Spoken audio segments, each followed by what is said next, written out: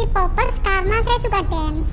Jadi dulu pemikiran saya tuh saya ingin berhubungan badan dengan opa-opa Korea. Mungkin karena saya melihat mereka itu ganteng gitu ya, ganteng, terus badannya six-pack, putih gitu kan. Jadi kan membuat siapa sih wanita yang gak bergairah melihatnya gitu loh. Nah, pengalaman Mbak Nuna dulu waktu ditempeli poster gitu gimana? Wah, horor banget kamarku. Sampai saudaraku, temanku masuk kamarku tuh gak berani. Sampai boneka saya juga pernah menari. Saya kan punya boneka beruang kecil. Jadi boneka itu tuh bilang ke aku, saya mau menghibur kamu. Jadi dia tuh menari di depan saya bonekanya gitu.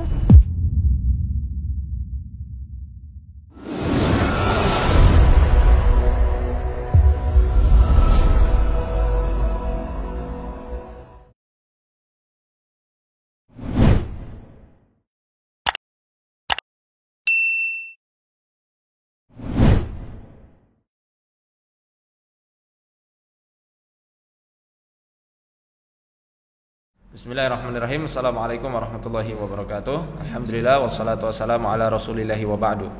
Sobat MFO yang dirahmati Allah Ta'ala, pada kesempatan kali ini kita kembali di segmen kisah kita, segmen yang insya Allah selalu dinanti-nanti dengan berbagai macam kisah-kisah serta pengalaman dari kaum muslimin dan muslimat yang tentu bisa kita ambil ibroh serta faidahnya. Pada kesempatan kali ini kita punya bahasan yang insya Allah agak seru ya untuk anak muda, yakni wibu dan K-popers. Apakah bisa mengundang gangguan jin? Ya, jadi kita nggak hanya bahas K-popers saja, kita juga bahas wibu. Walaupun saya sering dipanggil Hokage, nah nanti kita juga akan sharing pengalaman itu saya sendiri. Dulu waktu suka komik-komik Jepang ya. Sebenarnya sampai sekarang juga kadang-kadang ngikuti, cuma nggak terlalu sering juga ya. Karena sudah disibukkan dengan urusan-urusan lain, mobil khusus untuk nulis buku ya, perkara ruqyah syariah secara umum. Nah, bersama kita sudah ada Mas Azim, beliau jauh dari Padang karena kemarin lagi ada hajatan di Banyumas. Alhamdulillah saudari kita Mbak Sinta Selasih, alhamdulillah sudah Allah pertemukan jodohnya. Ya, semoga langgeng sampai surganya Allah nanti ya. Makanya Mas Azim ini datang ke sini dalam rangka kondangan, sekaligus saya ajak untuk podcast karena beliau ini salah satu kreator di Instagram ya. Di Instagram, di YouTube juga yang gencar mendakwahkan bahwasannya K-pop ini berbahaya ya. Berbahaya bagi mental anak muda. Dan kita juga ada narasumber ini, Nuna Fulanah dan Nuna Fulanah. Katanya Nuna itu kalau bahasa Korea lebih dikhususkan untuk panggilan laki-laki ke Nona gitu ya, yang masih gadis. Nah ini saya manggilnya Nuna Fulanah dan Nuna Fulanah. Siapa Fulanahnya kita sembunyikan, ya kita rahasiakan karena untuk menjaga privasi dan keamanan mereka dari bulian. Nanti manggil saya Opa ya. Baik, kita langsung aja mungkin ke Mas Azim.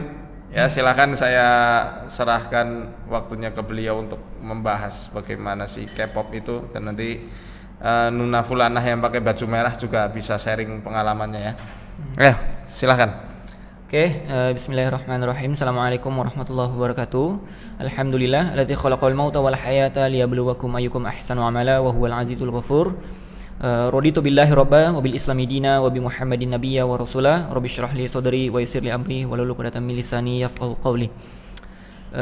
Baik, sobat MF official, sekarang saya di request oleh Ustaz Faizal untuk mengambil alih studio ini untuk nge-interview saudara kita yang bernama Nuna Fulanah. Assalamualaikum Mbak. Waalaikumsalam. Jadi K-popers sudah berapa lama Mbak? Berapa lama ya? Dari SMP kelas 3 sampai saya kerja. Itu tahun berapa itu SMP? SMP 2011. 2011 itu fandomnya dulu apa yang pertama kali? Kalau waktu SMP belum menjuru, tapi setelah SMK baru. Ya, itu waktu SMK fandomnya apa? EXO. EXO-L dulu. Ternyata Mbak Nuna Fulanah adalah mantan EXO-L ya teman-teman sekalian. Kalau boleh tahu lebih spesifik, dulu biasnya siapa? Dio, Kai, Sehun. Baik Mbak Nuna Fulanah, ini kalau kita pengen tahu sama-sama, mungkin teman-teman yang ada di MFO mungkin masih awam ya yang berkaitan dengan dunia K-pop. Bisa nggak sih Mbak Nuna Fulanah jelaskan sedikit semasa kisah-kisah deh, semasa jadi K-popers dulu, apa yang didapatkan, apa saja yang menjadi suka duka gitu semasa menjadi K-popers. Silakan Mbak. Bismillahirrahmanirrahim. Jadi dulu saya tuh K-popers karena saya suka dance. Suka ngedance. Awal mulanya tuh karena aku suka dance, terus aku mencari lagu-lagu K-pop, ternyata bagus-bagus dan asik-asik gitu kan.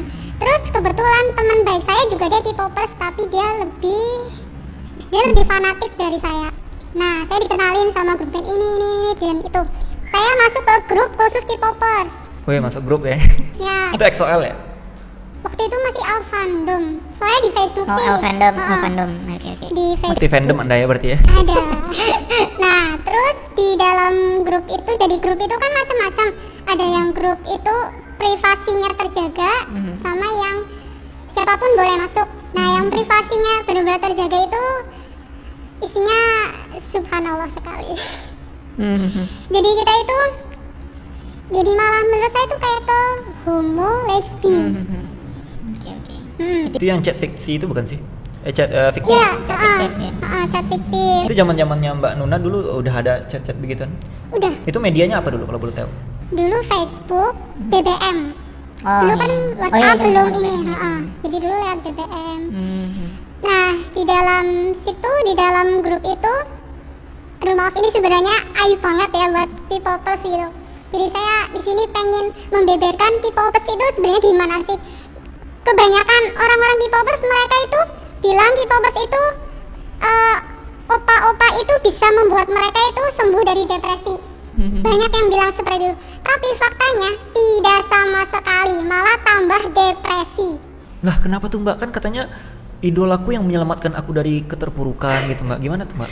Enggak, soalnya dulu yang saya rasakan enggak. Jadi mungkin saat kita sedang down, kita melihat opa-opa yang ganteng-ganteng gitu kan, terus kita jadi terhibur, ya itu cuma hanya sekedarnya aja. Tapi setelah kita selesai menonton opa-opa, terus kita mulai terpuruk lagi, bahkan keadaannya lebih. Aku dapat. Berarti sebenarnya keterpurukan yang mereka maksud tuh musik K-pop tuh hanya sebatas kesenangan, Iya. bukan kebahagiaan sejati. Sejati. Karena memang kita sebenarnya tahu ya Ustaz ya, yang namanya kebahagiaan sejati itu tidak ada di dunia. Yang ada yang namanya kebahagiaan itu ada di surga nanti insyaallah. Sebagaimana Allah mengatakan dalam Quran, yansurullahu nasran azizah, huwallazi anzala sakinata fi qulubil mu'minin liyazdadu imanan ma'a imanihim. Jadi buat teman-teman K-popers sekalian, barangkali yang mengatakan bahwasannya ketika mengenal opa-opa Korea aku malah jadi bangkit dari keterpurukan, ini pengakuan langsung dari Mbak Nuna barangkali. Sebenarnya itu bukan suatu kebahagiaan ya Mbak ya, berarti hanya kesenangan saja. Oke. Terus Mbak? Nah, terus tadi saya kan menyinggung lesbi dan Oh, homo. iya. Nah, jadi ceritanya gini, di grup Facebook itu, jadi kita itu pakai akun, tapi akun palsu. Akun palsu, misal aku ngefansnya sama Dio. Nah, aku bikin akun Dio. Nah, nanti di grup Facebook itu aku mencari kayak pasangan gitu loh. Nah, nanti ada yang daftar gitu kan. Nah, nanti saya pilih. Nah, yang daftar itu kan akun-akun wanita yang idol K-pop juga kan. Nah, padahal saya kan perempuan. Saya perempuan, tapi saya juga berpacaran dengan perempuan juga. Tapi di dunia maya, bukan secara langsung. Itu bagaimana? Apakah itu sama saja dengan lesbi juga? Oke, kita lempar ke Ustadz Faizar. Itu gimana Ustadz dari segi perspektif Islam, orang-orang yang melakukan interaksi dengan sesama jenis, tapi lewat media daring gitu Ustadz. Nah, itu gimana Ustadz? Sebenarnya kalau tadi ya luar biasa sekali ternyata dampaknya. Saya nggak pernah menyangka dampak pada fansnya opa-opa ini bisa sampai segitunya ya, ngelihat wajah yang ganteng, wajah Korea yang ganteng-ganteng itu bisa menyembuhkan depresi menurut mereka gitu ya. Kata mereka gitu. La haula wala quwwata illa billah. Ini sudah tingkat yang sudah sangat akut kalau menurut saya itu.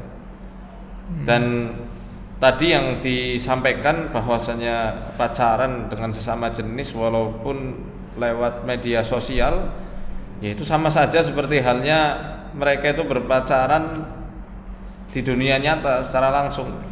Karena secara otomatis kalau misal dia itu memang normal, obsesi seksnya itu masih pada jalur fitrahnya, laki-laki dengan perempuan atau perempuan dengan laki-laki, walaupun itu ada di media sosial, ya nggak bakal mungkin dia itu mau untuk pacaran ya, atau memadu kasih dalam tanda kutip dengan sesama jenisnya. Dan saya rasa itu bisa menjadi tangga-tangga untuk mencapai LGBT yang sebenarnya di dunia nyata. Karena kan orang-orang yang terjerembab pada kubangan LGBT ya, yang dia itu suka dengan sesama jenis, awal mulanya itu terjadi karena lingkungan serta teman pergaulannya yang mendukung. Jangankan yang ada potensi, yang tidak ada potensi aja bisa ketularan. Dan ini yang menjadi celah-celah setan untuk akhirnya menjerumuskan lebih dalam kepada perbuatan zina yang lebih besar, yakni hubungan antara sesama jenis. Jadi hati-hati, jangan disepelekan. Ini kan baru lewat media sosial saja. Justru dari situlah nanti akan bisa semakin parah. Karena yang namanya api itu kalau dibiarkan terus-menerus dia akan semakin membesar. Apalagi kalau disiram bensin. Ya, dengan adanya lingkungan-lingkungan atau teman-teman yang memang mendukung praktek tersebut. Waliyadzubillah. Mungkin lanjut dulu ya. Ini saya penasaran juga nih, menarik juga ternyata. Baik, Mbak Nuna, ini kisah menarik apa yang sekiranya bisa diambil ibrah buat teman-teman kita selanjutnya, Mbak? Tadi kan udah masalah chat fiktif ya. Chat fiktif sesama jenis itu yang memang lawan kita itu pacar online kita itu seolah-olah dia menjadi idola kita. Dan kita sebagai fansnya yang tergila-gila tentunya. Nah, itu sekiranya kisah menarik apa selain daripada itu, Mbak? Nah, itu kan tadi kan kita pacaran online gitu kan, di dunia maya. Nah, jadi efeknya tuh nyata loh. Jadi secara psikis sampai gitu ya. Jadi gini, saya kalau membayangkan laki-laki, saya biasa aja. Tapi ketika saya membayangkan perempuan, saya baru nafsu. Bergairah gitu.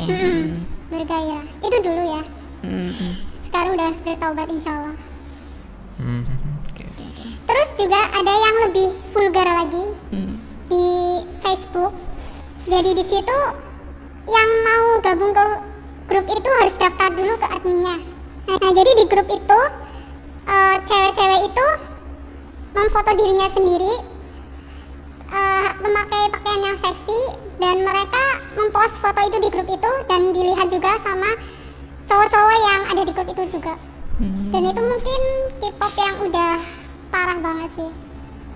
Saya nanya ya. Oh iya. Itu motivasi foto bugil seperti itu apa? Apa ya, mungkin dorongan nafsu aja sih. Buat keisengan gitu. Nah, itu kan beberapa kisah dari Mbak Nuna. Mbak Nuna kalau dinasehatin sama saudara-saudara barangkali atau sahabat-sahabatnya, teman-temannya, itu responnya biasanya gimana, Mbak? Ngamuk dong. Ngamuk ya? Iya, dulu belum paham ini sih ya. Jadi, apa sih, ngapain nasihatin aku, kan kita hidup sendiri-sendiri. Dulu masih ngeyel. Masih ngeyel. Masih ngeyel, masih belum dapat hidayah lah. Gitu. Oke. Nah, itu kayak saudara-saudara K-popers kita bukan sih kalau dinasehatin mereka tuh kayak seolah-olah saya kan hanya sekedar suka gitu kan. Iya, sama kayak gitu. Dulu kayak gitu juga. Pembenaran juga berarti ya? Iya. Nah, itu semasa Mbak Nuna jadi K-popers, itu kan beberapa kisah yang bisa kita ambil ibrohnya. Nah, ketika Mbak Nuna memutuskan untuk hijrah itu tahun berapa, Mbak? Setelah saya kerja. Setelah kerja itu Karena kamu mungkin sibuk kerja jadi nggak memikirkan itu lagi. Terus sering ngaji juga, jadi iya. Oke, sip. Itu tahun berapa Mbak kira-kira? 2018 kalau nggak salah, 2018 2019 lah. Nah, motivasi terbesar Mbak Nuna untuk hijrah nih selain daripada kesibukan kerja, apa Mbak kira-kira? Karena merasa diri saya itu apa ya, semakin tidak berguna ya, rasanya tuh kayak nggak berguna banget, kayak rasanya itu apa ya, masa hidup cuma gini-gini aja, nggak ada perkembangan, nggak ada apa ya, ya pokoknya rasanya tuh kayak, terus juga depresi gitu kan. Kita jadi depresi itu karena saya merasa tidak bermanfaat jika hidup saya hanya dihabiskan untuk opa-opa yang hanya di dunia khayal saja, dan saya juga butuh pendamping yang secara nyata, bukan hanya secara khayalan, karena memang menurut saya K-pop, anak-anak K-pop itu mereka itu dunia khayal. Mereka tuh membayangkan opa-opanya tuh nanti jadi suami saya, berharapnya tuh berlebihan banget gitu. Nah, saya mikirnya di situ ternyata nggak baik juga gitu. Terus saya di YouTube cari tentang K-pop di mata agama itu bagaimana, ternyata nggak baik gitu kan. Terus saya memutuskan untuk berhijrah. Bismillah, alhamdulillah Allah bantu saya dan didekatkan dengan orang-orang yang baik, yang soleh-solehah. Alhamdulillah. Oke, alhamdulillah Mbak Nuna sudah memutuskan untuk hijrah dimulai pada tahun 2018. Nah, Mbak Nuna, sekiranya ada nggak sih beberapa nasihat yang bisa kita beri untuk saudara-saudara kita yang dalam tanda kutip masih tenggelam gitu dalam culture Korean Wave, supaya setidaknya mereka itu sadar bahwasannya dalam perspektif Islam ini tidak diperbenarkan, karena yang susah dari mereka itu kan memang untuk mengakui salah itu susah. Ada saja memang mereka tuh mendapatkan legitimasi, bahkan dari beberapa ustadz pun mereka mendapatkan pembenaran yang mendukung mereka itu. Nah, itu gimana Mbak? Singkat aja ya, jadi sebenarnya tuh kita ngefans dengan idola ya, apapun aja yang berlebihan itu memang tidak baik. Jangankan berlebihan, kita ngefans sama orang kafir aja kan kita nggak diperbolehkan kan, karena kita kan nanti saat di akhirat kita dikumpulkan dengan orang-orang yang apa yang kita sayangi, apa yang kita cintai. Nah, menurut saya nasihatnya udahlah ya, memang untuk hijrah dari kita memang susah, saya juga mengalami itu memang susah, tapi pelan-pelan dan mencoba untuk dekati orang-orang yang soleh dan soleha, kita belajar agama dan stop kurangi musik-musik K-pop karena itu memang menjerumuskan kita ke dalam lingkaran setan. Masya Allah. Semoga bisa diambil ibroh buat teman-teman K-popper semua. Nah, aku mau balik ke Ustadz Faizar. Nah, itu gimana Ustadz dari perspektif Islam yang berkaitan dengan judul kita pada saat ini, memang K-pop dengan gangguan jin itu apakah keterkaitannya itu Ustadz? Ya, sebelum kita bahas K-pop, saya mau bahas juga sedikit pengalaman saya yang hampir terjebak pada kewibuan ya, sebelum masuk pesantren dulu. Karena kan kata antum ya, ketika anak-anak K-popers dinasehati, mereka akan menuduh mana-mana ya, ngelempar kemana-mana. Kenapa kok wibu ndak diceramahi, ndak dinasehati? Kenapa Hollywood juga ndak dinasehati, pecinta Hollywood? Kenapa itu pecinta sinetron Ku Menangis juga tidak dinasehati? Misal demikian gitu ya. Kenapa itu nggak dinasehati semuanya ya? Memang ini sebenarnya menyeluruh. Walaupun kita mengkhususkan judulnya kali ini adalah K-popers dan wibu, kita sebagai wujud kepedulian kita untuk teman-teman semua atau adik-adik yang masih senang musik-musik Korea atau mungkin yang ke Jepang-Jepangan ya, sampai akhirnya berfantasi pengen nikah sama tokoh kartun. Nah, dulu saya waktu SMP juga demikian. Jadi sebelum saya mondok di Pondok Modern Darussalam Gontor, saya dulu di SMP Al Irsyad Al Islamiyah di Purwokerto. Dan hobi banget koleksi komik, sampai Shonen Max itu ya, majalah Shonen itu yang isinya kumpulan-kumpulan komik-komik Jepang itu juga saya koleksi waktu itu. Shaman King dari 1 sampai tamat lah. Kemudian Naruto juga ya, semua banyak lah kartun-kartun komik-komik Jepang yang saya koleksi. Tapi alhamdulillah saya koleksi komik-komik itu karena saya suka gambar. Saya sama seperti Mbak Gina itu. Saya suka ngelukis, saya suka gambar, bikin kartun, dan suka bikin komik. Karena waktu itu pernah ada assembly ya di Al Irsyad, ada lomba bikin komik, lah saya menang itu. Dari situ saya akhirnya terpacu semangatnya, wah kayaknya aku bakal jadi komikus. Karena waktu itu saya tidak terlalu paham hukum masalah gambar makhluk bernyawa. Akhirnya saya kumpulkan komik-komik Jepang. Saya baca-baca kisahnya ya Naruto lah di majalah Shonen itu, Shonen Max, kemudian Shaman King, Kekaishi. Ya, saya senangnya itu kartun-kartun yang memang menjerus kepada hal-hal yang nyerempet pada hal-hal gaib, yang mistis-mistis waktu itu. Kekaishi itu kan dukun Jepang ya, anak indigo Jepang itu yang kalau mau nangkap hantu itu ada mantra tersendiri, dikurung, habis itu dihancurkan. Shaman King, Yu Asakura, ya, yang dia itu, saya tertariknya Shaman King itu lucu, gara-gara baca suatu majalah. Di majalah itu ada penjelasan bahwasanya Shaman King adalah komik yang menceritakan seorang anak SMP, karena waktu itu saya rasa ini seumuran sama saya nih. Seorang anak SMP kalau dia itu pengen berantem, dia tinggal nyari roh gentayangan. Waktu itu dia ketemu sama Amidamaru, roh samurai yang 600 tahun dia sudah meninggal karena membantai 100 orang samurai juga, dan dia nunggu temennya di situ. Akhirnya ketika dia kerasukan, preman-preman yang menghadang Yu Asakura dihajar cuma pakai satu lembaran kuburan itu, nggak menggunakan pedang. Demikian juga ketika si Yu Asakura itu kepengen pinter matematik, maka dia tinggal ngambil roh, mediumisasi lah kalau bahasa kita ya, mediumisasi. Tapi yang jadi mediator dirinya sendiri, ya, ngambil roh orang yang katanya tadinya pinter matematik.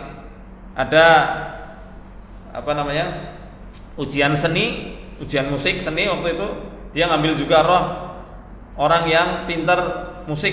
Sampai suatu ketika saya belajar di pondok dan saya belajar tentang tauhid, tentang akidah Islamiyah yang betul. Saya menghafal Al-Quran dan ternyata la haula wala quwata illa billah, ini ternyata sangat menyimpang jauh dari ajaran-ajaran Islam. Ingat, pesan ini saya tujukan untuk kaum muslimin. Jadi yang non muslim ya tidak usah mempedulikan, karena ini kepedulian untuk sesama muslim. Ya, kita berhak menjaga akidah saudara-saudari kita sendiri. Ya, dari pengidolaan tersebut bisa menjadi gaya hidup dan bisa menjadi kebiasaan dan kepengen meniru. Awal mula saya suka musik, tahu enggak kenapa? Gara-gara saya sering baca komik Shaman King, ya, dan juga main gamenya di PlayStation waktu itu. Karena Yu Asakura ini seneng banget dengerin musik. Ya, kalau dia mau menyepi, dia mau meditasi, mau manggil roh, dia kadang-kadang ke kuburan sambil mandangi bintang sambil pakai headset musikan. Sampai dulu saya enggak senang musik sama sekali. Baru ketika saya lihat itu Yu Asakura kok pakai musik-musik kayak begitu, saya nyoba, enak nggak sih dengerin musik? Sekali dua kali saya enggak senang, nggak betah. Dari dulu saya enggak senang banget musik. Sampai akhirnya sampai berkali-kali itu terus menerus terulang, ya akhirnya jadi kesenangan. Jadi suka musik yang lagu-lagunya itu apa, lirik-liriknya itu lebih menjurus kepada praktek pacaran gitu ya. Ya, seperti itu. Hingga akhirnya ketika saya di pondok baca, oh ternyata dalam surat Al-Mu'minun, dalam surat Sajdah dan surat-surat yang lainnya, tidak mungkin roh orang yang sudah meninggal itu bisa dimasukkan ke dalam tubuh. Ya, tidak mungkin. Hatta idza jaa ahadahumul maut qala rabbirji'un la'alli a'malu shalihan fima tarak. Hingga suatu ketika maut itu mendatangi salah seorang di antara kalian, maka orang itu berkata, ya Rabb, kembalikan aku ke bumi. La'alli a'malu shalihan fima tarak, supaya aku bisa beramal soleh pada waktu-waktu yang telah aku tinggalkan. Waktu-waktu yang seharusnya untuk bisa digunakan untuk beramal soleh, dia tidak mempergunakannya. Kala, kata Allah, gak akan bisa. Karena itu adalah perkataan yang mereka ucapkan saja. Wa mi waraihim barzakhun ila yaumi yub'atsun. Dan di sekelilingnya itu ada alam barzakh, alam pendinding yang gak akan pernah bisa ditembus oleh siapapun sampai hari kebangkitan. Nah, terus siapa Amidamaru? Ketika saya baca-baca buku, apalagi ketika saya di kader, menjadi kader Atiba tahun 2010 oleh Ustadz saya, Ustadz Lutfi Andriansa hafizahullah ta'ala, saya lebih paham lagi, ternyata bisa jadi itu adalah jin ya, yang masuk ke dalam tubuh manusia. Dulu saya sampai terobsesi, kayaknya keren nih kalau besok saya jadi Shaman King. Padahal Shaman King artinya apa? Raja dukun. Na'udzubillah min dzalik. Allah selamatkan saya. Allah selamatkan teman-teman semuanya. Coba kalau dari rasa suka terhadap suatu cerita bisa menggeret seorang anak yang masih mencari jati dirinya ketika seperti saya waktu itu, kalau sampai ke bawah mempelajari ilmu-ilmu yang sama seperti Yoha Asakura, mungkin sekarang saya tidak meruqyah. Sekarang saya bisa yang diruqyah. Karena apa? Ya karena sudah ketempelan sama seperti Yoha Asakura itu, sama seperti Hao Asakura, Tauren, ya, Manta dan lain sebagainya, ada banyak waktu itu. Cokolov yang khodamnya harimau, ya. Nah ini apa namanya? Dulu saya sempat tahun 2004 mau ikut salah satu perguruan kanuragan yang katanya perguruan itu bisa memasukkan roh, ya, roh bahasanya itu roh, khodam ya. Khodam ke dalam tubuhnya sendiri, sehingga kalau silat itu nggak perlu belajar fisik, nggak perlu olah fisik, nggak perlu push up dulu, nggak perlu lari-lari dulu, nggak perlu belajar jurus, cukup membayangkan, aku kepengen jurus seperti Ho Arang kayak di Tekken, maka nanti kakinya bisa gerak sendiri, bisa taekwondo sendiri tanpa harus belajar ke dojang-dojang taekwondo misalnya, atau misal seperti Jin Kazama misalnya, wah tinggal dibayangkan aja nanti gelutnya seperti Jin Kazama betulan. Atau seperti siapa? Bruce Lee. Ya, tinggal dibayangkan aja nanti bisa gelut seperti Bruce Lee. Oh ini kayak Yoha Asakura nih. Dulu sempat saya sudah siapkan waktu itu, bayarnya 250.000, saya ingat sekali itu. Saya sudah siapkan itu dari uang jajan saya sisihkan. Waktu itu Sabtu malam, ya, tempatnya di lapangan jam 2 malam saya disuruh datang. Alhamdulillah ketahuan bapak saya diomelin. Apaan itu? Nggak boleh ikut kayak begitu. Setan itu. Karena bapak saya dari Muhammadiyah dan tegas masalah seperti itu, alhamdulillah walaupun saya dimarahin, akhirnya saya lebih paham. Alhamdulillah kalau saya nggak dimarahin bapak saya waktu itu, pasti saya udah ketempelan khodam. Alhamdulillah akhirnya saya nggak jadi. Duitnya disita bapak, duitnya diambil bapak. Alhamdulillah nggak jadi seperti Yoha Asakura. Ya, sekarang kita mau cari Yoha Asakura, nanti kita ruqyah itu. Supaya Amida Marunya keluar. Dan sekilas juga tentang Naruto. Sebenarnya saya nggak terlalu suka juga tentang Naruto. Ya hanya sekedar ngikutin aja. Dan hafal sedikit lah nama-nama Hokage, dari Hashirama Senju, kemudian Tobirama. Itu hafal semua Sat. Sama lagi Hiruzen Sarutobi, Minato Namikaze ayahnya Naruto, ya, terus Tsunade Senju, Kakashi Hatake, baru habis itu Nanadahime siapa? Uzumaki Naruto. Yang ke-8 saya belum tahu, dan mungkin saya Hokage yang ke-750 ya. Ya ini kita santai, forumnya juga forum santai, jadi saya rasa jangan pada sepaneng lah. Jangan anggap ini sebuah lontaran kebencian dari kami, tidak, wallahi kita nggak benci antum. Ya, kita kepengen supaya teman-teman sekalian kembalilah kepada jalannya para nabi dan rasul. Saya juga pernah kok merasakan hampir jadi seorang maniak komik-komik Jepang, sampai dulu juga saya bercita-cita, wah kayaknya besok keren nih kalau aku punya istri seperti kakaknya Tauren, Taujun namanya waktu itu. Dia berfantasi, jadi kepengennya dulu nikah ya sama orang Chinese, dulu seperti itu cita-cita saya. Alhamdulillah kesampaian, nikah sama orang Cirebon. Iya. Jadi menjadikan pikiran kita tuh kadang-kadang tidak realistis. Walaupun ada sisi-sisi positif dari kisah-kisahnya mereka secara filosofi, tapi ya sekali lagi walaupun ada sisi positif, kadang-kadang sisi negatif itu kalau sudah bercampur baur dengan sisi positif, sisi negatif kadang jauh lebih mendominasi. Ya. Kalau ada perkara hak dan batil itu bercampur jadi satu, ya, maka ghalabal batil, yang akan memenangkannya adalah kebatilan itu sendiri. Dan ini saya buktikan sekali. Sampai akhirnya karena saking senangnya saya baca komik, dulu ini mushaf paling lama saya nih, yang nemani hafalan Quran saya. Dulu ada mushaf, ya, Menara Kudus yang selerekan. Itu Qurannya saya ambil, saya ganti komik Saman King. Ya, supaya saya bisa baca komik di sekolah. Nah, dulu saya nakal juga itu.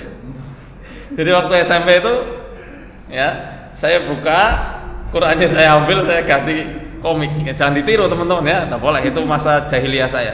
Dan ini bukan dalam rangka saya membanggakan kemaksiatan, saya tidak.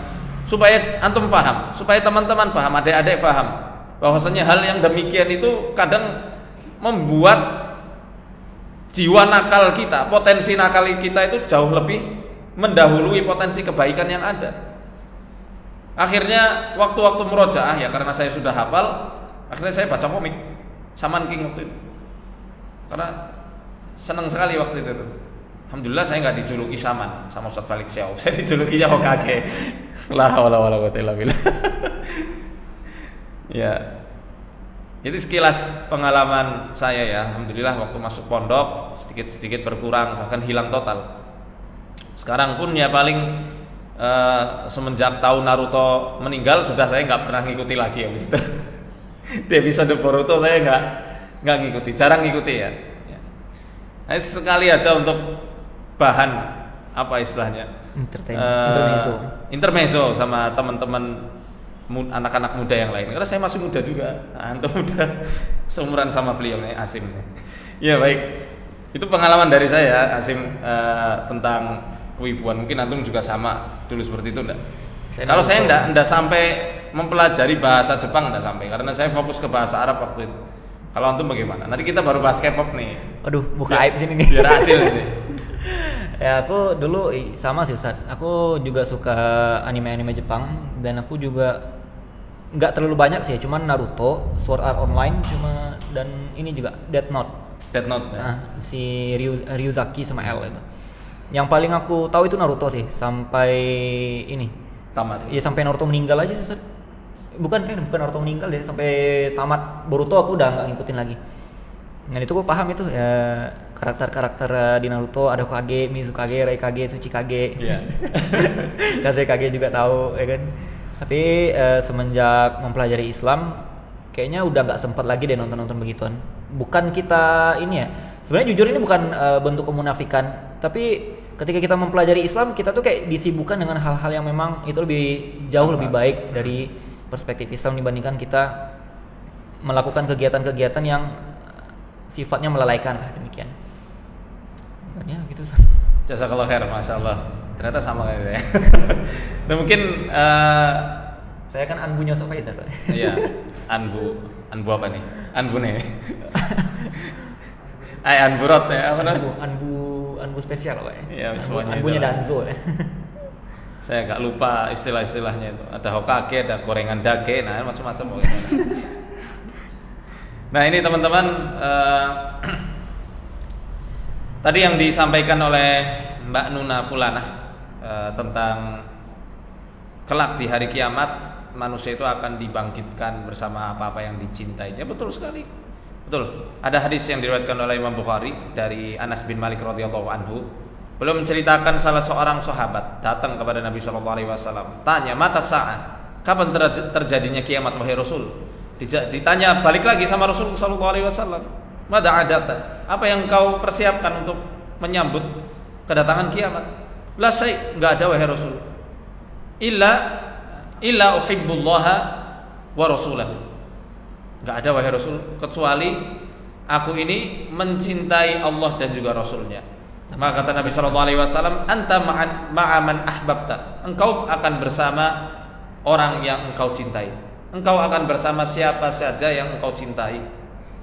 Dalam hadis yang lain, masih dalam jalur periwayatan yang sama dari Anas bin Malik radhiyallahu anhu, Rasulullah sallallahu alaihi wasallam bersabda, "La yu'minu ahadukum hatta akuna ahabbu ilaihi min waladihi wa walidihi wan nasi ajmain."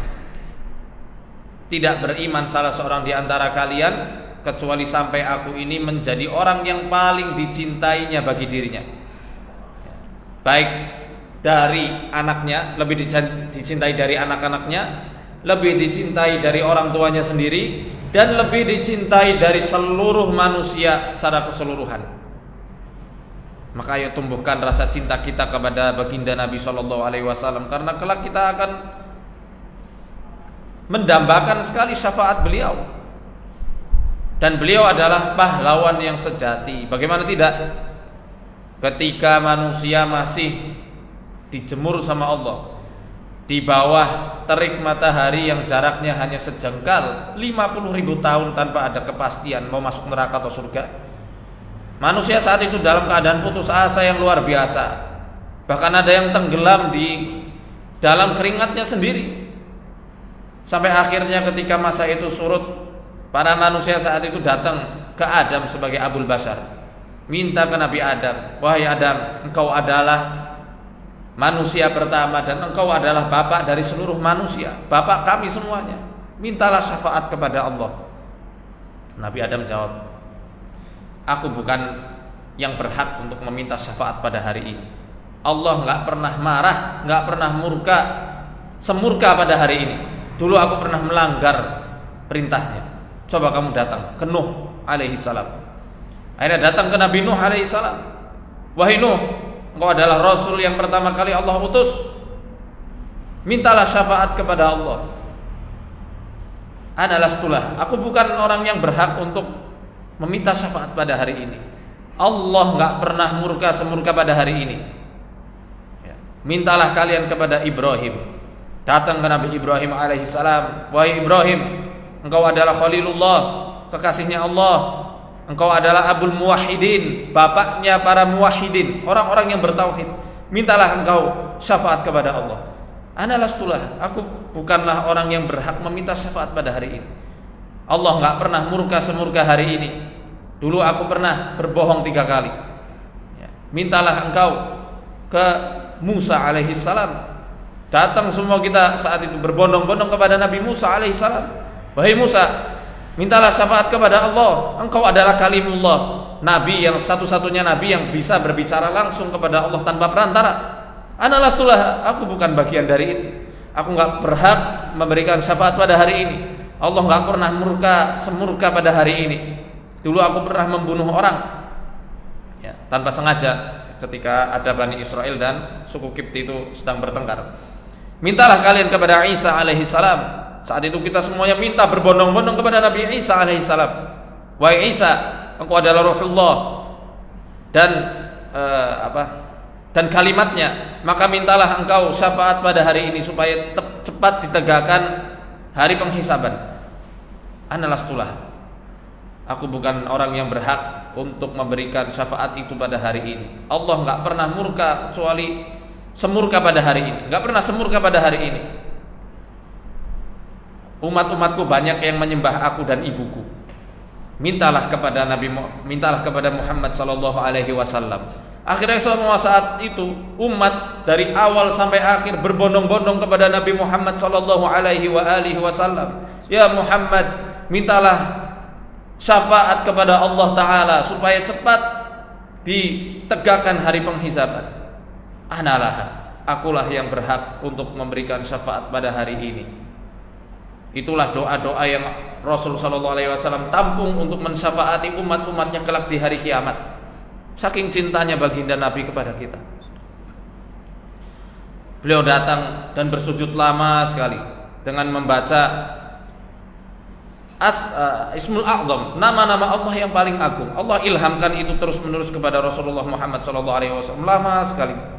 Sampai akhirnya Allah berfirman kepada Nabi Muhammad, "Ya Muhammad, irfa' ra'sak, sal tu'ta, isfa' tusaffa." Hei Muhammad, angkat kepalamu, mintalah akan pasti aku akan beri. Mintalah niscaya engkau akan diberi. Isfa', mintalah syafaat niscaya engkau akan diberikan hak untuk mensyafaati. Akhirnya pada saat itu syafaat yang paling agung, syafaatul uzma, ditegakkan oleh Allah dengan perantaraan baginda besar Nabi Muhammad sallallahu alaihi wasallam.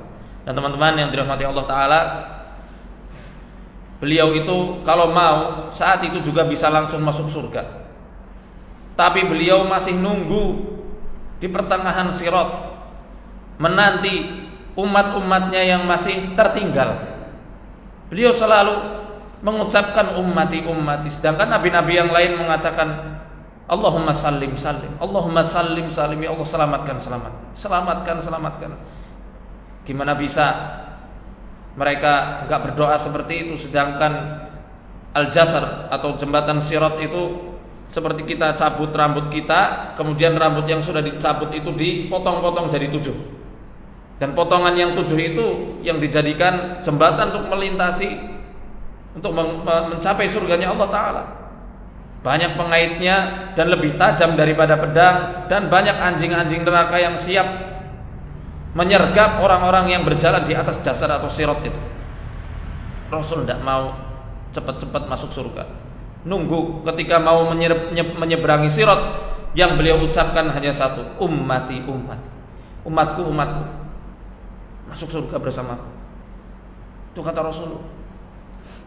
Sebaik itu beliau, masa kita tidak mengidolakan beliau di atas manusia-manusia yang lain?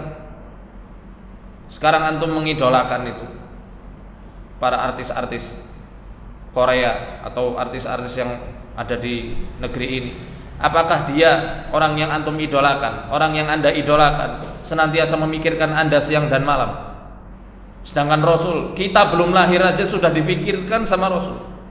Saat sakaratul maut, yang beliau ucapkan hanya ummati ummati, umatku ya Allah, umatku ya Allah, umatku.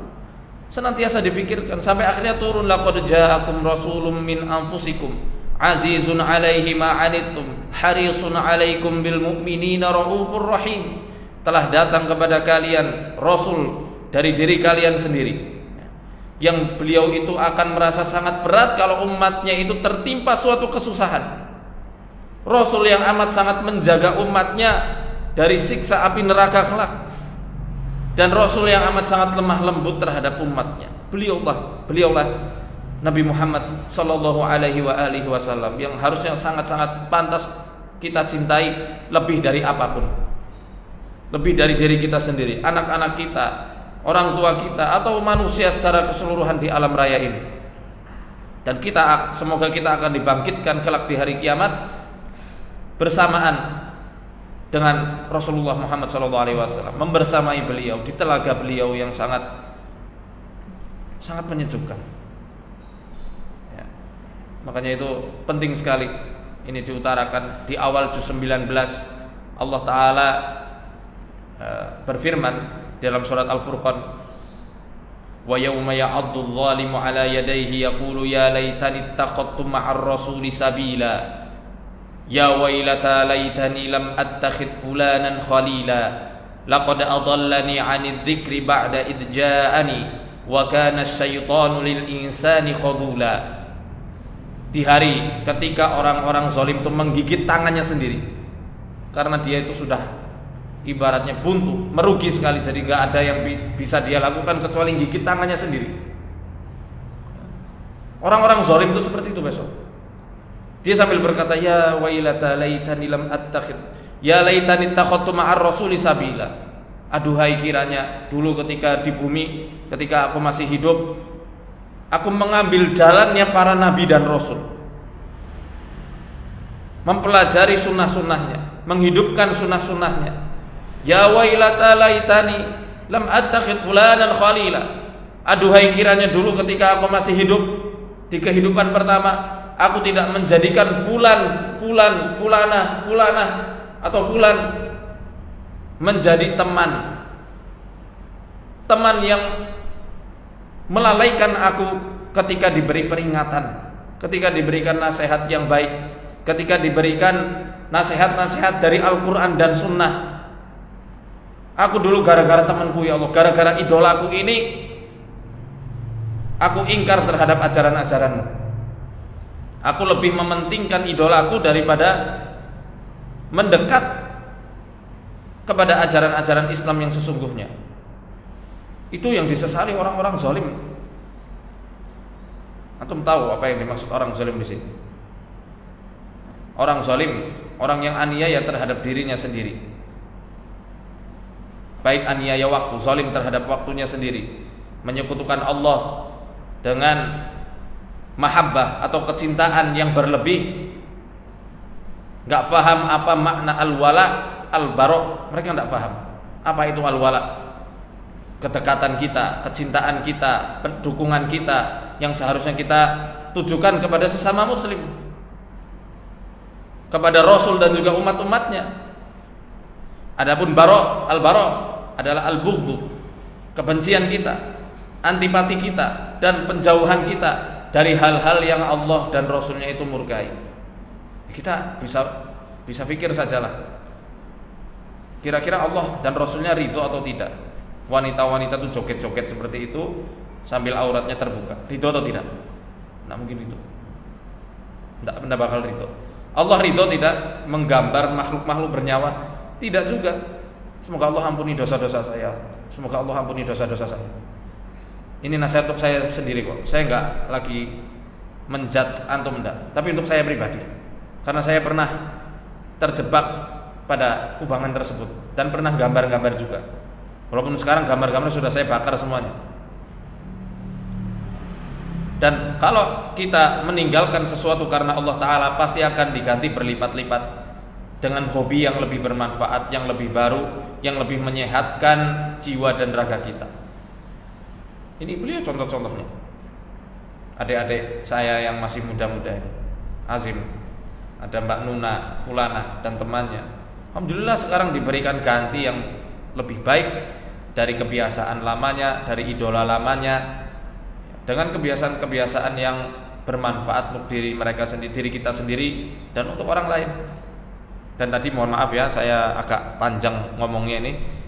Ketika ada orang yang mengatakan kalau dengan melihat opa-opa itu menjadi tenang hatinya, ini kita mesti lihat apakah ketenangan itu adalah ketenangan yang ditimbulkan karena hawa nafsu kita, ya, karena pasti itu sifatnya akan temporer saja, hanya berlaku beberapa hari saja, ataukah ketenangan yang hakiki yang menjadikan depresinya itu betul-betul hilang total. Karena sekali lagi, apa yang disesali oleh orang-orang zalim pada saat hari kiamat nanti, ketika mengambil jalan selain jalannya Rasulullah SAW ya, mengajarkan kepada umatnya kalau mau tenang disuruh apa? Berzikir sama Allah, kembali ke Quran. Ala bidzikrillahi tatmainnul qulub. Ketahuilah dengan zikir kepada Allah hatimu akan menjadi tenang. Allah juga sudah jelaskan dalam Al-Quran, Allahu nazzala ahsanal hadithi kitaban mutasyabihan mathaniya taqsha'iru minhu juludul ladzina yakhshawna rabbahum thumma talinu juluduhum wa qulubuhum ila dzikrillah. Allah telah menurunkan sebaik-baik perkataan yang serupa mutu ayatnya lagi diulang-ulang, yang bergetarlah kulit orang ya, karena takut kepada Tuhannya, kemudian menjadi tenang hati dan kulit mereka karena kembali kepada zikir kepada Allah, mengingat Allah Ta'ala. Dan ingatlah, wa may ya'su an dzikrir rahmani nuqayyid lahu syaitanan fahuwa lahu qarin. Barang siapa yang berpaling dari zikrul rahman, yakni Al-Quran, dari ajaran-ajaran Al-Quran termasuk ajarannya Rasul, maka kami akan ikatkan setan menjadi korinnya, teman yang senantiasa menyertainya dan susah untuk dipisahkan. Ini sebenarnya yang menjadi jalan bagi para setan, bagi para musuh-musuh Islam melemahkan generasi kaum muslimin di abad ini. Wallahu a'lam bishawab, wa ilaihil marji wal ma'ab. Gitu Azim. Mungkin antum ada tambahan ini. Mbak Nuna, itu kan saya beberapa sempat lihat di sosial media, terutama di Instagram, itu beberapa oknum dari akun K-pop itu berkomentar, ya, fansnya itu berkomentar di postingan-postingan idol mereka yang kelihatan auratnya lah, gitu. Six pack abs-nya kelihatan gitu kan. Dan di situ aku pernah lihat komentar-komentar yang mengatakan bahwasannya rahimku bergetar, rahimku anget. Bahkan yang lebih parah tuh aku pernah lihat itu, kalau cowoknya begini rahimku welcome gitu. Pernah mengalami? Pernah dong. Jadi dulu pemikiran saya tuh, saya ingin berhubungan badan dengan opa-opa Korea. Mungkin karena saya melihat mereka itu ganteng gitu ya, ganteng, terus badannya six pack, putih gitu kan. Jadi kan membuat siapa sih wanita yang gak bergairah melihatnya gitu loh. Tapi Mbak, kan katanya mereka tuh hanya sekedar suka dan tidak berlebihan, Mbak. Gimana tuh, Mbak? Saya dulu ngaku seperti itu ya, mungkin itu karena untuk menipu diri sendiri sih. Oke. untuk mendapatkan legitimasi seolah-olah kita tuh terlihat biasa-biasa aja. Iya, aslinya ya nggak kayak gitu juga. Oke. Oh ya, saya menambahkan yang anak-anak K-pop saya itu dulu depresi itu sebenarnya karena kesalahan saya sendiri, karena saya selalu melihat musik, mendengarkan musik-musik mereka. Saya suka ngedance dulu, suka lihat dramanya, dan saya meninggalkan apa yang Allah tetapkan untuk menjadi kewajiban umat Rasulullah, seperti sholat juga dulu saya bolong-bolong. Saya lebih mengutamakan nonton drakor, ngedance seperti itu, dan musik-musik juga saya gencar banget dulu, menghafalkan lagu-lagu Korea. Dan jadi saya jarang banget, bahkan dulu aku hampir nggak pernah zikir. Hampir nggak pernah zikir. Sama Mbak. Boro-boro zikir sholawatan juga nggak pernah. Seperti jadi jahiliyah banget sih dulu masa lalu saya. Nah, Mbak Nuna, ini semasa jadi K-popers nih, ada nggak sih pengalaman atau gangguan-gangguan secara gaib yang dialami semasa menjadi K-popers? Gangguan gaib pernah. Itu berupa apa biasanya? Biasanya melihat hantu atau dari mimpi gitu sih. Tapi mimpinya itu berhubungan dengan opa-opa Korea. Maksudnya opa Korea datang dalam mimpi gitu? Iya. Tapi kita berhubungan badan di dalam mimpi. Mbak Nuna ini semasa jadi K-popers kan sangat terobsesi nih sama opa-opa Korea yang kulitnya putih gitu kan, barangkali bodinya bagus gitu kan. Nah, ada nggak sih semenjak tertarik sama opa-opa Korea, ada nggak ketertarikan juga dengan cowok-cowok di Indonesia? Nggak tertarik semenjak? Enggak. Pokoknya harus opa Korea gitu? Ya nggak, pokoknya itu harus yang putih, matanya sipit, body six pack gitu. Ya, jadi saya lebih tertarik dengan opa-opa Korea, atau mungkin orang Indonesia tapi yang dia itu mirip sama opa-opa Korea yang saya sebutkan tadi, putih, mata sipit dan six pack. Ya perfect, lebih kayak pilih-pilih gitu sih. Sekarang udah nggak gitu ya? Enggak. Alhamdulillah. Nah, tadi kan sempat dibahas sama Mbak Nuna itu, Mbak Nuna ini juga pernah mimpi berhubungan intim dengan di dalam mimpi itu dia menemukan idola-idolanya itu, Sat. Nah, itu gimana, Sat, dari perspektif kajian ruqyah syar'iyyah? Ya, sebenarnya di permulaan juz 22 Allah Ta'ala berfirman dalam surat Al-Ahzab ayat 32 ya. Situ kan Allah Ta'ala berfirman, ya nisa'an nabi lastunna ka ahadim minan nisa ini taqaitunna fala takhda'na minal qawli fayatma'al ladhi fi qalbihi marad. Wahai istri-istri Nabi, kalian itu tidak seperti wanita-wanita pada umumnya.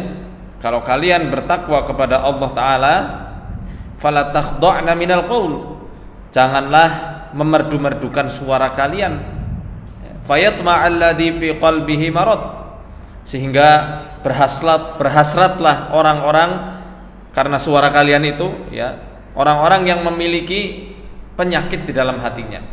Jadi di Al-Quran sebenarnya sudah disinyalir penyakit-penyakit syahwat semacam ini. Orang-orang yang memiliki hasrat atau gairah seksual yang aneh dan menyimpang, itu walau hanya dengan suara yang merdu saja dia sudah maaf sekali terangsang. Dia sudah terangsang, ya. Dan berfantasi yang tidak-tidak. Oleh karena Islam itu sebenarnya sangat-sangat menjaga. Syariat Islam itu Allah turunkan untuk menjaga maslahat hidup manusia, kedamaian dan kesejahteraan manusia secara umum.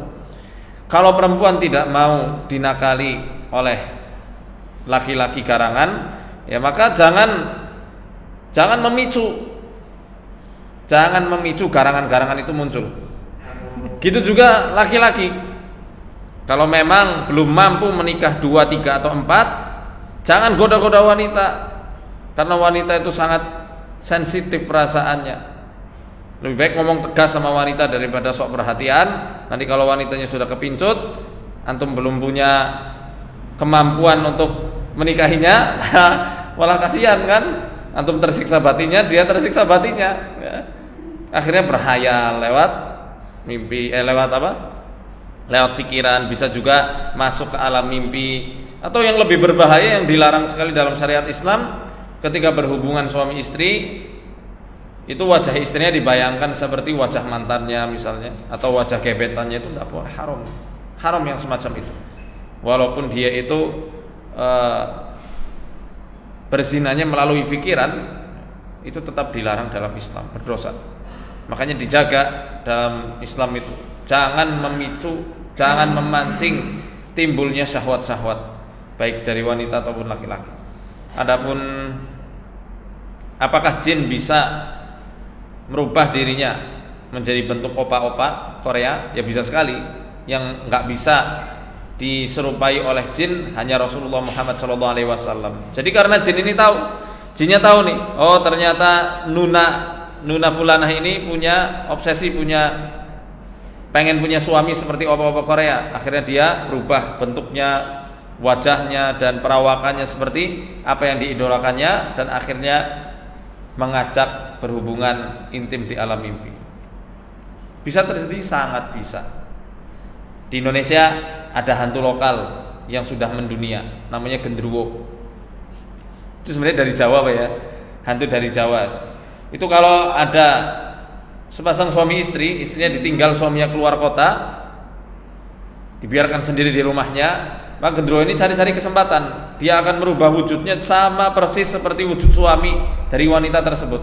Dia ketok-ketok, dan modusnya itu, Bu, aku pulang karena masuk angin, gak jadi kerja, minta kerokin dong. Akhirnya dikerokin sama istrinya. Tapi habis itu minta jatah. Dan la haula wala quwwata illa billah, dari pengakuan wanita-wanita yang pernah jadi korban para genderuwo ini, ya, jin, ya itu jin, bukan genderuwo dalam dalil jelas tidak ada. Itu pengakuannya luar biasa, dia mendapatkan kepuasan berlipat-lipat ganda. Ya, karena jin pintar itu menggunakan jurus kakebunsin no jutsu misalnya. Jadi ya nggak capek-capek, beda sama laki-laki. Maaf, ini bukan vulgar, supaya antum bisa paham bahwasanya dengan menghayalkan wujud-wujud semacam itu bisa masuk ke alam mimpi. Cuma saya belum menemukan ya dari wibu yang dia berfantasi pengen nikah sama tokoh kartun, kemudian dia bermimpi dengan wujud kartun tersebut. Saya belum pernah menemukan. Mungkin suatu ketika bisa kita wawancarai juga. Unik soalnya. Masa dia bisa pacaran tapi sama wujud anime. Kartun anime, ini kan lucu ini. Paling yang saya temukan bukan dengan kartunnya ya, dengan wujud kartunnya bukan, tapi dengan wujud orang yang berdandan seperti tokoh di animenya, di anim tersebut. Mungkin seperti itu. Sama aja sebenarnya sih jebakan-jebakan mereka. Nah, Ustaz, aku juga pernah lihat itu kawan-kawan K-popers yang masang album-album idola-idola mereka di kamar mereka, Ustaz. Dan beberapa hari kemudian kamar mereka tuh kayak seolah-olah jadi angker gitu, Ustaz. Nah, itu gimana, Ustaz? Ya, jelas, karena setiap gambar-gambar makhluk bernyawa itu kan jin bisa bersarang di situ ya. Mereka bisa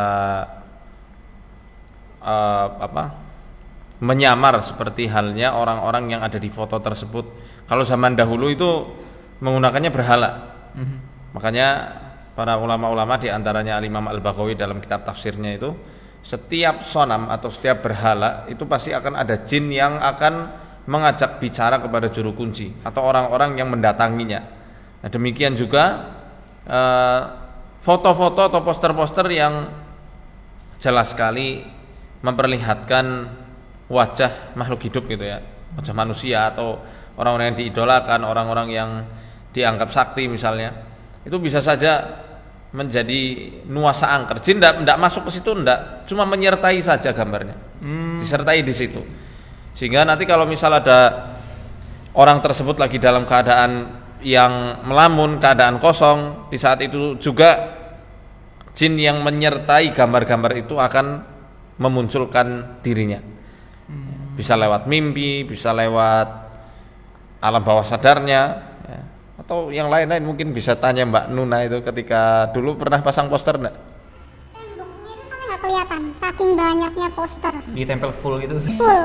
Nah, pengalaman Mbak Nuna dulu waktu ditempeli poster gitu gimana? Wah, horor banget kamarku. Sampai saudaraku, temanku masuk kamarku tuh nggak berani.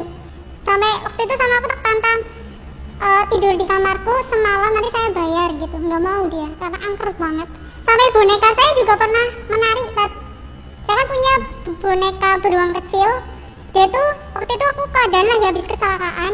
Jadi boneka itu tuh bilang ke aku, saya mau menghibur kamu. Jadi dia tuh menari di depan saya bonekanya gitu. Menghibur? Iya. Sambil nari-nari gitu? Menghibur. Pernah enggak kalau dari posternya itu nampak Iya, Sosok apa gitu?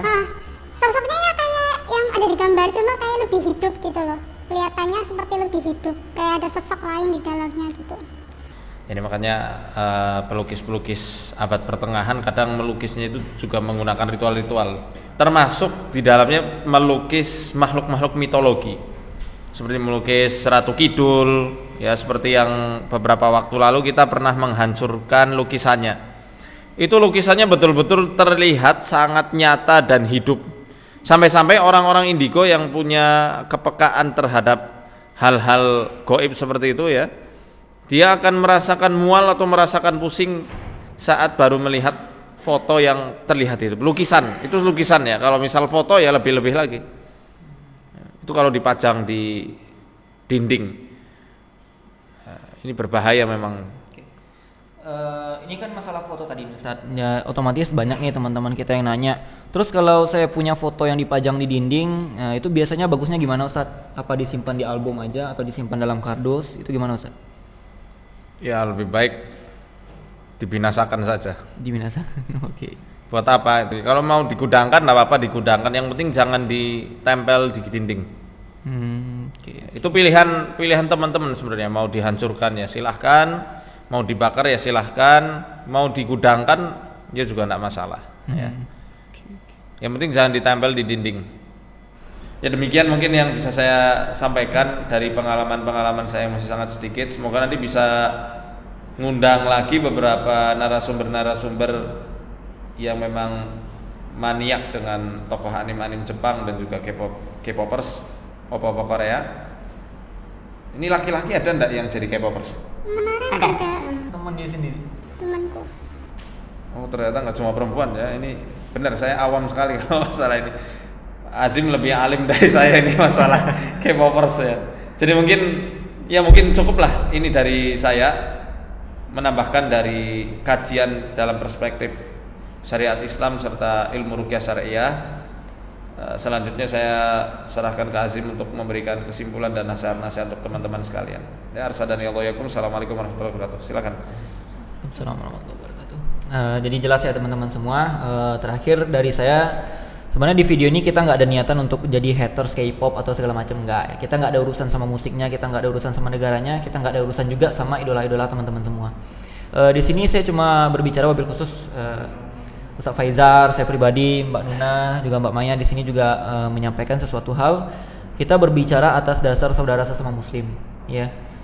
Kalau belum bisa seandainya kita meninggalkan secara utuh, mbok ya pelan-pelan, ya. Mulailah kita mengakui bahwasan dalam perspektif Islam ini salah nih. Jangan sampai kita ngaku-ngaku nggak berlebihan, tapi kita nggak bisa mencari tolak ukur yang sesuai dengan perspektif Islam, ya. Kadang sholat kita yang belum tentu diterima pun kita jadikan legitimasi untuk membenarkan hal-hal yang bersifat seperti itu. Bahkan kata-kata ustadz pun kita jadikan tameng untuk membela hal-hal seperti itu. Ya, sebagaimana yang dikatakan oleh Ustaz Faizar tadi, Rasulullah SAW di akhirat berusaha untuk menyelamatkan umatnya, ya. Maka Rasulullah SAW itu pernah dilempar batu ketika di Taif, ya. Beliau SAW ingin menyampaikan risalah Islam kepada orang-orang Taif pada saat itu. Alhasil ternyata yang datang tuh ya lemparan batu, dan ketika itu Rasulullah SAW bukan hanya benjol kepala beliau, tapi mengeluarkan darah, ya. Seenggaknya di situ kita bisa ambil kesimpulan bahwasanya Rasulullah SAW berjuang untuk kita agar kita bisa merasakan nikmatnya Islam, ya. Sedangkan kita yang ngakunya umatnya Rasulullah, kadang-kadang kita seringkali membela usaha-usaha idola-idola kita yang bahkan idola kita aja nggak kenal sama kita. Baik teman-teman semua, itu saja sedikit nasihat dari saya. Kita lanjut ngeruqyah Mbak Nuna ya saya. Ya insyaallah. Baik. Sampai berjumpa di video selanjutnya. Assalamualaikum warahmatullahi wabarakatuh. Assalamualaikum. يعلم ما بين أيديهم وما خلفهم